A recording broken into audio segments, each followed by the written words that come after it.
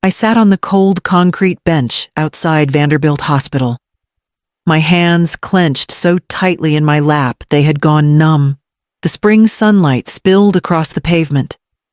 The kind of golden warmth that should have meant something, but inside me, there was nothing but static. A dull hum of grief with no room left for warmth. Ellis was still alive barely. He'd been slipping in and out of consciousness for the past 3 days.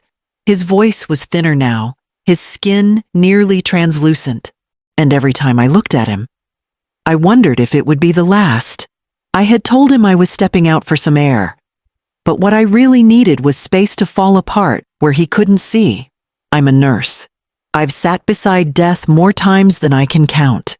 I've held strangers' hands as they passed. I've stayed long after my shift so no one would die alone, but nothing prepared me for this, for watching the one person I built my entire life around fade away from something I couldn't fix. They say time runs out slowly. They lie. One moment you're arguing about taking your medication on time, and the next you're signing hospice paperwork. We had scoured every list, chased every lead. Ellis was adopted. No known siblings. No parents. And the registry. The doctors told me to hope for a miracle. And I did, until even that started to feel dishonest. He'd tried to smile this morning, told me not to cry when I held his hand. That he wasn't afraid. Just tired. My son, 20 years old. Brave as stone, trying to comfort me while his body turned on itself. I kissed his forehead. Told him I'd be right back, then walked out of the room with my breath stuck in my throat. The truth is, I didn't want him to see me break, because once I did, I wasn't sure I could pull myself back together again. I stared at the hospital's glass doors, watching strangers come and go, some laughing into phones, some holding coffee cups like the world hadn't collapsed. I used to be one of them, just a woman making grocery lists in her head. Now I was counting breaths. I rubbed my thumb across the gold band on my finger, the one I never took off. Even after his father passed, I had raised Ellis alone, fought for him alone. And now, here I was, failing him alone. A voice from behind caught my ear. 2 nurses talking just around the corner. Their tones casual. One of them said something that pulled me out of the fog. "You know that kid in ICU? He looks just like someone I saw last week in Ridgetop Springs." Ellis came into the world early and silent, his tiny chest rising in shallow bursts beneath a web of wires. I was too groggy to hold him that first night, barely able to process anything except the fact that he was breathing. When I finally saw him through the plastic of the incubator, I thought, he's mine. He made it. The doctor said he was my only child, premature but strong. They told me, like that made up for the quiet way he entered the world. I didn't question it. I was too busy surviving, too buried in sleep schedules and formula charts to think about anything but keeping him warm and fed. His father, Jonas, was there for a while. He'd pace outside the NICU and bring me cafeteria coffee.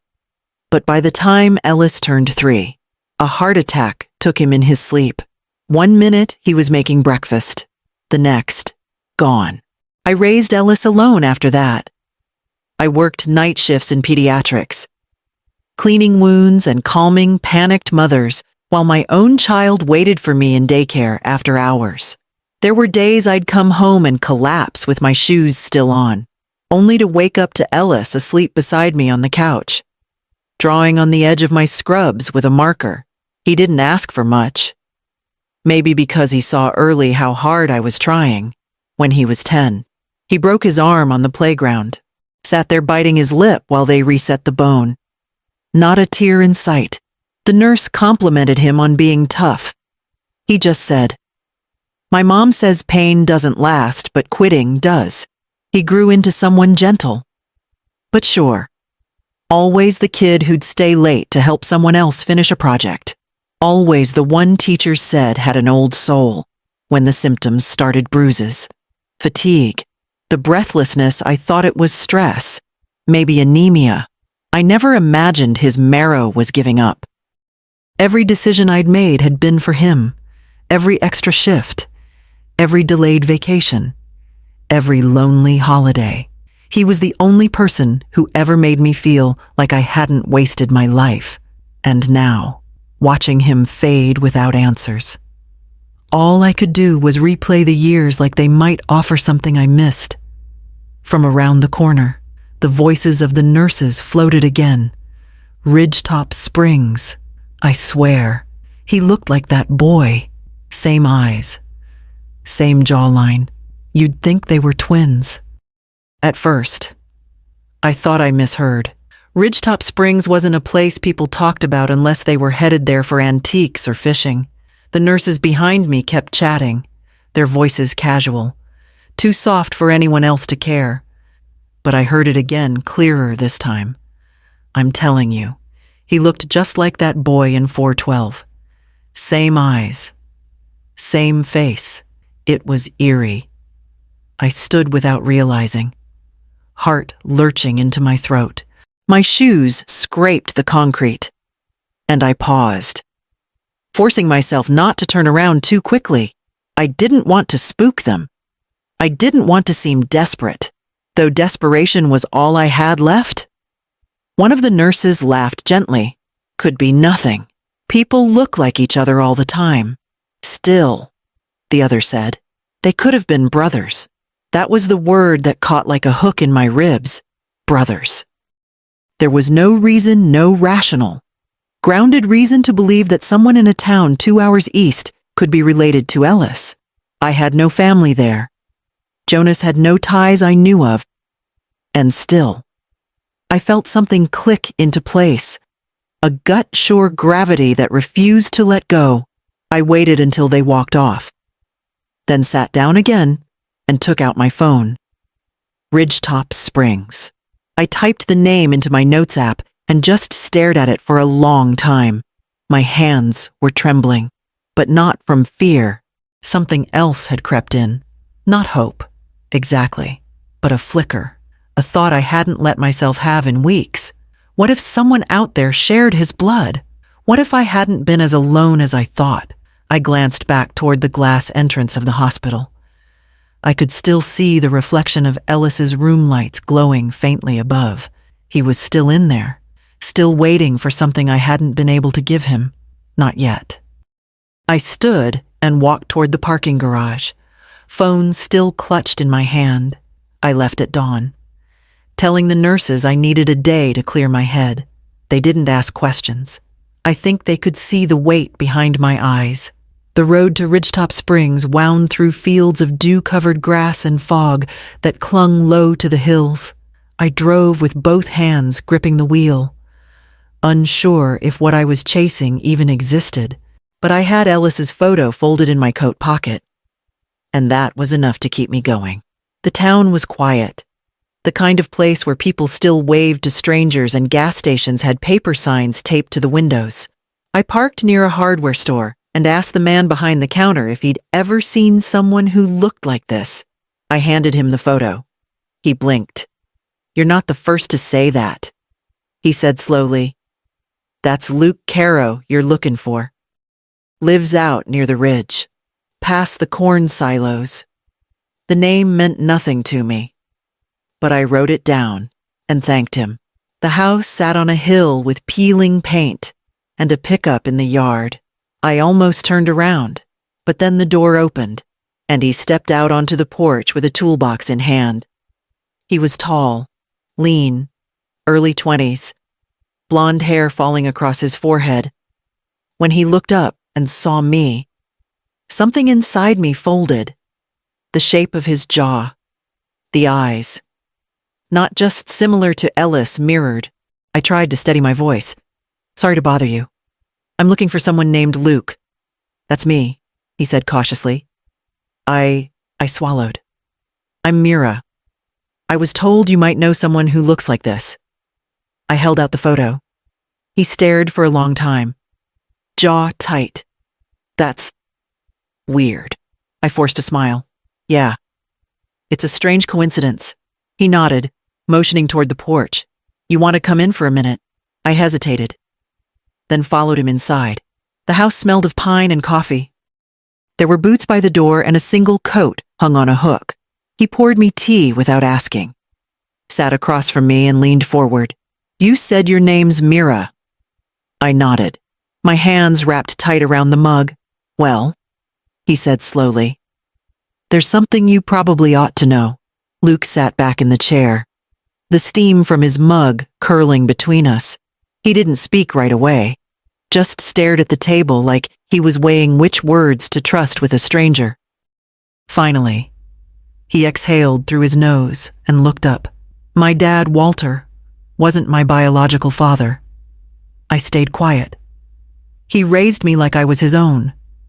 Never made me feel like I wasn't.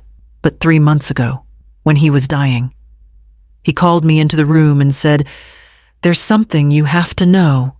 Luke's voice stayed steady, but I noticed the way he gripped the edge of the table with both hands. He told me I was born to someone else. That he'd raised me because someone in his family couldn't. Said the man came to him desperate. Said he had a wife who didn't know the truth and another baby already born. They were broke, overwhelmed, couldn't keep both. I blinked, my breath catching in my chest. He kept going. He said the man didn't want the mother to know, didn't want her to carry the guilt, so he handed me over, signed some papers, and disappeared. And Walter, he honored that, never told anyone, not even his sister. Just said I was a cousin's orphan. I could barely swallow. Luke sipped his tea. When I asked why he was telling me now, he said, because you're old enough to decide whether you want to find her. And I won't be here to stop you. I felt like the floor had tilted. My body was in the chair, but my mind was back in the delivery room 20 years ago, so drugged I barely remembered anything after Ellis was born. The doctor had said I'd carried twins, but only one had survived to term. I'd cried for that child, mourned them without a name. But if what Luke said was true, you think I'm her, he said quietly. I couldn't answer. My throat burned too much. Luke nodded to himself, like he'd known all along. I don't hate him. You know, Walter. He gave me a good life. I was loved. But I always wondered why I never looked like anyone, why no one shared my birthday or my eyes. He looked up at me again. Then you showed up with that photo. And suddenly, it all made sense. I set the mug down with shaking hands and reached into my coat pocket. I pulled Ellis's photo from my pocket and set it gently on the table between us.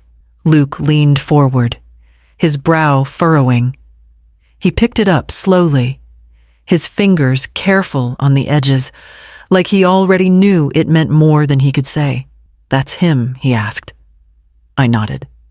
Ellis. He's 20. Just like you. Luke didn't blink. He's my son. I continued, forcing the words out steadily. He's in ICU back in Nashville. His bone marrow is failing. The doctors say he won't last much longer without a transplant. Luke didn't look away from the photo. He's my brother. It wasn't a question. I never knew. I said softly. No one told me. They said I only had one child, that the other didn't survive. He let out a breath, one that sounded like it had been locked inside for years. And now, we've tried every registry.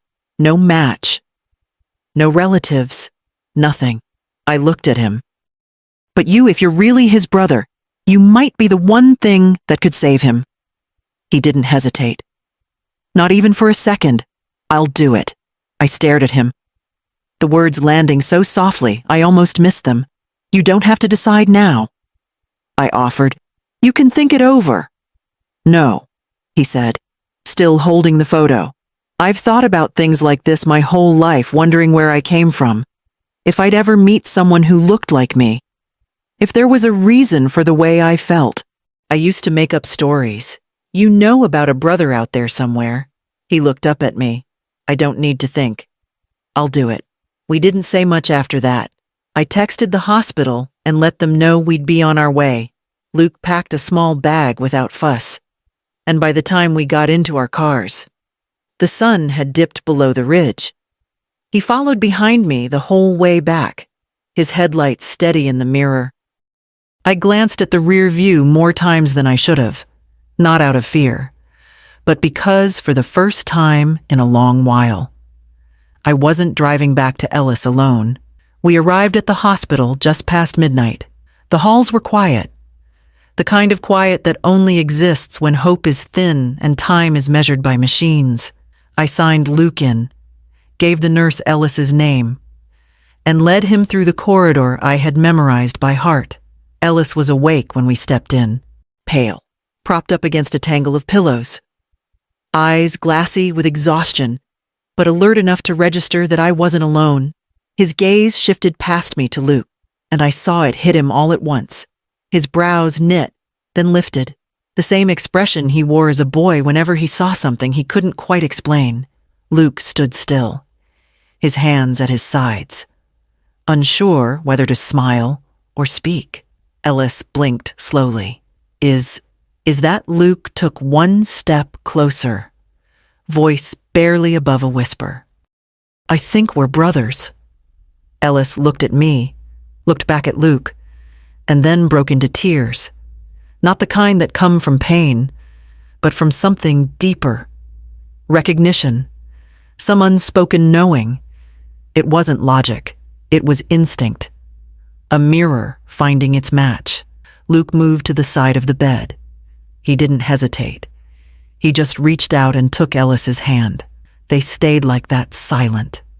Hands clasped while I stood by the door and let myself cry for the first time in days. Ellis finally said, I thought I was the last.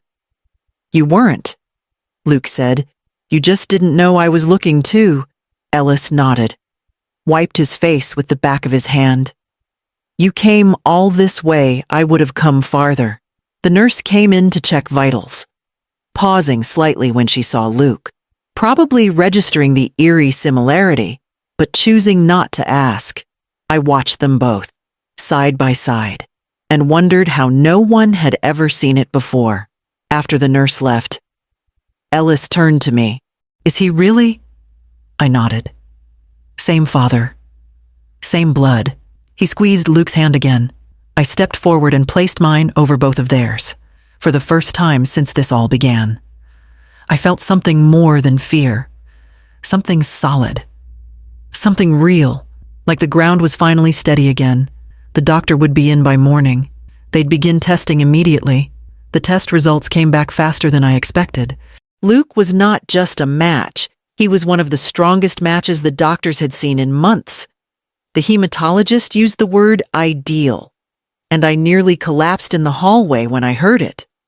They moved quickly after that. There wasn't time to process, only to prepare.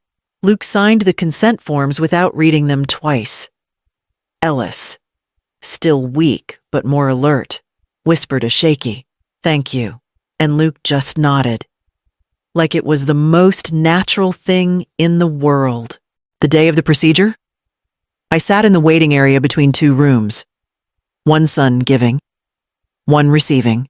I watched nurses move between them, carrying IV bags and charts, and it struck me how ordinary the process looked, like it was any other day, any other body, any other blood, but it wasn't.